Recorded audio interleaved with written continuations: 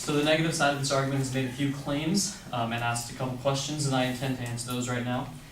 So first off, they made the claim that people died trying to protect this right for us. And, people also died trying to keep other humans as their own property. I don't see how people dying for something necessarily immediately means that it has to stay in place.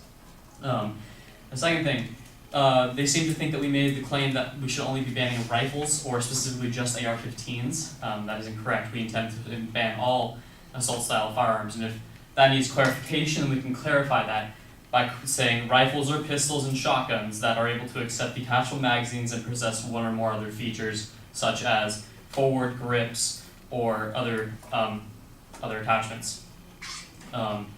And we don't intend to, so they asked the question, well, how do we plan on instituting this, or what do we plan on doing about this? Well, our plan would probably be to make them illegal. Manufacturers can no longer produce them, and those that are still in existence, I do not think a grandfathering program would be a good way to do this, because, like they said, we would still have these guns in the streets. So I think a good idea would be to propose a large-scale buyback program, where our government buys back those weapons and they can put those into circulation in our military. I think that would be a good idea. They made the whole claim entirely regarding the Second Amendment and how it guarantees our rights and how this, a well-regulated militia is important for our country. And again, the Second Amendment is completely outdated. Well, it was made in an era where technology wasn't that advanced. And even if you look at the counter argument to this, that maybe the Founding Fathers also wouldn't know how advanced our current military is, so maybe we do need these weapons. Well, if you look at our military, it is pumped economically, and it is dominant, a dominant force of the U.S. The U.S.'s budget goes into it.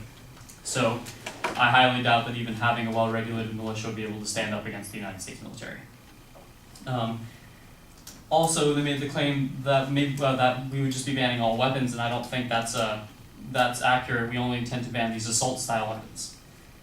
And then they asked, what kind of evidence do we have for how this ban would even work, or if there is any evidence to it? And this evidence lies with these other countries, like even Canada, for instance. Canada has pretty strict gun laws as well, and they only have 0.5 in 100,000 people killed by firearms per year, as opposed to the U.S. having 3 in every 100,000 people die per year. And while it doesn't seem like a lot, if you scale that up, multiply that by 100, that's 300 people as opposed to 5 people, or no, 50 people. So